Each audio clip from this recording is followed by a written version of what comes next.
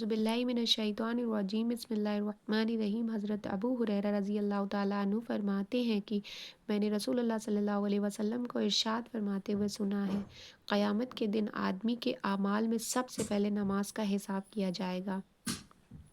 अगर नमाज अच्छी हुई तो वो शख्स कामयाब और बामुराद होगा, और अगर नमाज ख़राब हुई तो वो नाकाम और नामुराद होगा।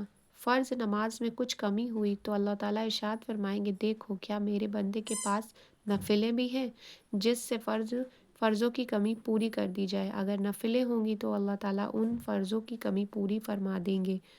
इसके बाद फिर इस तरह बाकी अमाल, रोज़ा, ज़कात वगैरह का हिसाब होगा। यानी फ़र्ज़ रोज़ों की कमी नफ़िल रोज़ों से पूरी की जाएगी और फ़र्ज़ ज़कात की सदक़ात से पूरी की जाएगी। सुबहान अल्लाह।